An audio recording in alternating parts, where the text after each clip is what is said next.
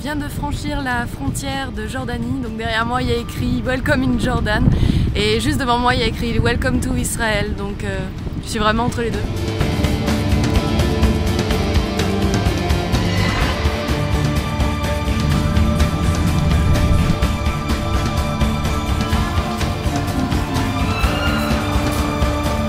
The different colors of the stone is interesting. Yes, it means that it's different stones at different era.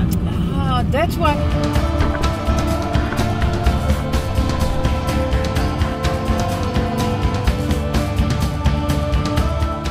So this is, I'll just put it off.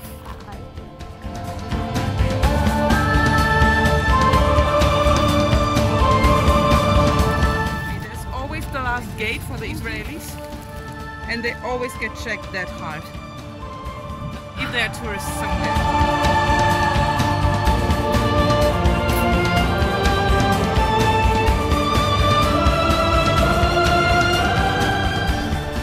Il s'est passé pas mal de choses depuis la dernière fois que j'ai réussi à trouver un moment pour être tranquille et pouvoir parler et vous raconter un peu mon voyage.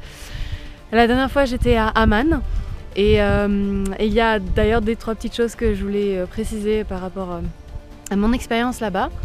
Parce que donc, je suis allée à la citadelle pour voir le coucher du soleil et je me suis fait embêter 3 fois. La première fois en fait je suis passée à côté d'un muret en pierre et il y avait un groupe de gamins, ils devaient avoir une dizaine d'années et l'un d'eux m'a attrapé la tête, pas de façon très agressive mais un peu plus comme une caresse mais pas non plus extrêmement gentille et j'ai réagi de façon assez agressive pour le coup parce que j'étais surprise, j'étais un peu effrayée.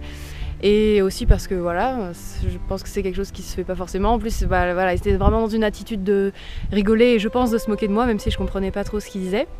Donc ensuite, j'ai continué à monter les escaliers et là, il y a un gars qui s'est assis à côté de moi. En fait, j'ai posé mon appareil photo pour prendre un time-lapse du coucher de soleil et il y a un gars qui s'est posé à côté de moi pendant bien 15 minutes.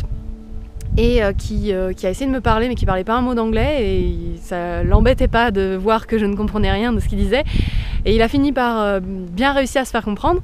Vous voyez où je veux en venir et ça a été très compliqué pour moi de le faire partir parce que moi je pouvais pas partir parce que je voulais finir de prendre le time-lapse et lui n'était pas prêt à partir et là j'ai eu bien peur parce que en fait ensuite il est parti et je l'ai vu plus tard avec un groupe de ses amis et il me pointait du doigt donc j'ai eu très peur qu'il se ramène avec plus de monde encore, voilà.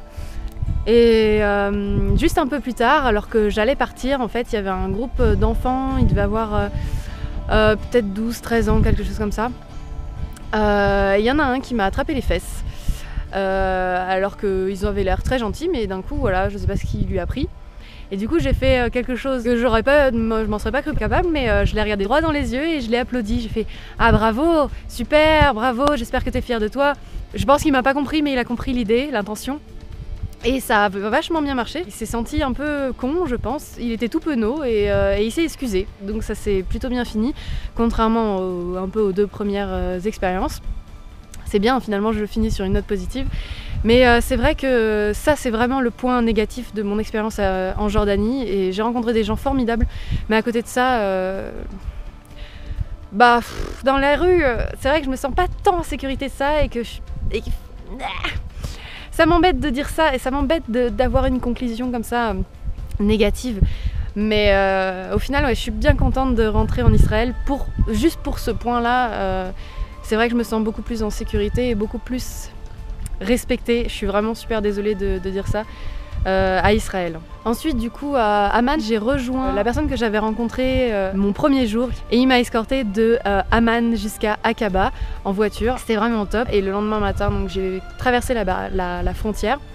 Et d'ailleurs, très mauvaise expérience à la frontière. Je suis restée 3 heures, ce n'est pas une expression, je suis vraiment restée littéralement 3 heures à la frontière. Ils m'ont posé toutes les questions possibles et imaginables de l'univers. Je sais pas ce qui était louche, si je sais le fait que je sois restée 1 mois en Jordanie, ils comprenaient pas pourquoi j'étais restée autant de temps. La plupart des touristes restent 1 jour, 2 jours, vont à Petra et ils reviennent. Mais je leur ai tout montré, j'ai répondu à toutes leurs questions, je leur ai montré mes vidéos sur internet, ils ont vu toutes mes photos sur mon téléphone, je leur ai tout expliqué, j'ai déballé tout mon sac, Et ça a été très très long avant qu'il me laisse partir. Et ce qui est drôle, c'est qu'au moment où je suis finalement partie, où la nana a tamponné mon passeport, et d'ailleurs je n'ai un visa que de 3 semaines, je n'ai pas le visa de 3 mois réglementaire. Et la dernière chose que j'ai dit juste avant de partir, c'est shukran. Et heureusement je me suis corrigée juste après. Et j'ai dit donc toda, merci en hébreu et donc pas en arabe. Mais elle l'a très très mal pris, donc voilà, super, bravo Fanny. Et voilà, donc ensuite j'ai réussi à faire du stop, et d'ailleurs c'est fou, hein, mais je sais pas si c'est la culture ou quoi, mais ici le stop, je trouve une voiture en moins de 2 minutes top chrono, et c'était des gens adorables qui m'ont emmené jusqu'à Mitzpe-Ramon où je suis maintenant, dans une sorte de camp dans le désert. Je ne reste qu'une nuit, et demain je vais aller me balader dans le cratère de Mitzpe-Ramon. Voilà, je crois que j'ai fait le tour, et du coup je vous dis bonne nuit, bonne soirée, bonne journée, et à très bientôt. Ciao!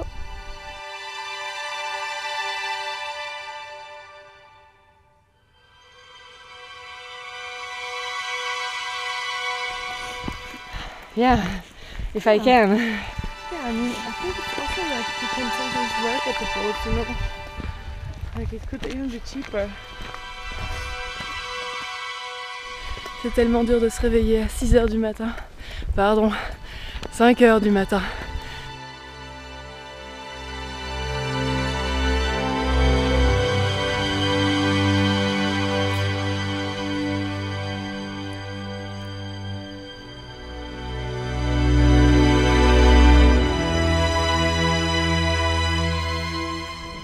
Bonjour à tous, j'espère que vous allez bien. Aujourd'hui on s'est levé à 5 h du matin pour pouvoir attraper le lever de soleil qui est à 5 h 44. Donc c'est assez hardcore, et ensuite on va enchaîner avec une marche de 4 heures à travers le cratère de Mitzpe-Ramon, donc Maktesh-Ramon. Et on a bien pris de l'eau avec nous cette fois, et voilà, c'est juste sublime, donc c'est parti.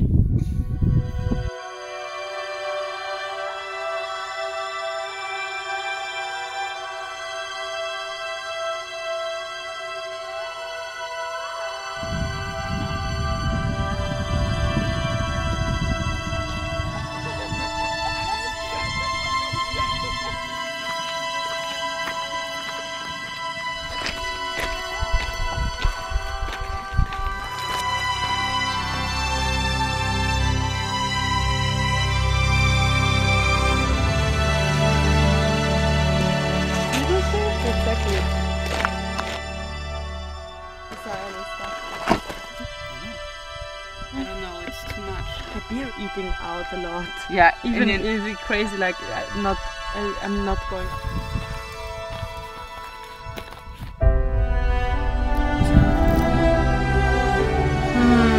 Nice try.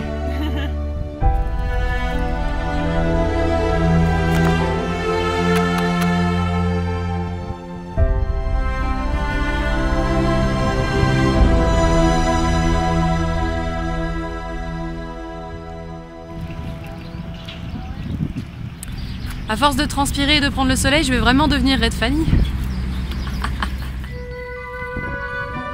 Actually, that's where the freedom to kind of. I mean, in television, so you can make an advertisement for Gold Star if you want. Je suis en train de quitter le camp, donc Silent Arrow, où j'ai dormi cette nuit, qui est un super camp que vraiment je vous recommande, parce que du coup ils sont respectueux de l'environnement. Et du coup j'ai dit au revoir à Danica, qui donc vient d'Allemagne, et Maria, qui vient d'Autriche, à Vienne. Ça fait toujours un pincement au cœur de s'attacher aux gens et de créer des liens et de devoir dire au revoir. C'était rigolo parce que juste avant de partir, Danica a dit qu'elle avait mal aux pieds. Du coup, je me suis proposé d'aller lui masser parce que j'adore faire des massages. Au final, je me suis retrouvée à lui masser les pieds, et aussi à Roy qui était bénévole au camp, donc Silent Arrow. Donc c'était rigolo. Et ils m'ont bien remercié, je pense que ça les a bien relaxés après cette journée de marche. Enfin, cette matinée de marche, parce qu'en fait, il est même pas encore midi. Donc la journée est encore devant nous. Et du coup là je pars en direction de l'autoroute pour trouver une voiture, faire du stop et rejoindre Tel Aviv avant que la nuit soit tombée. Allez, c'est parti! The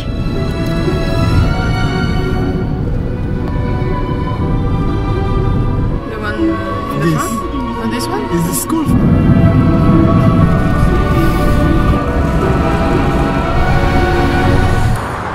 les expériences en stop ne sont pas toujours bonnes.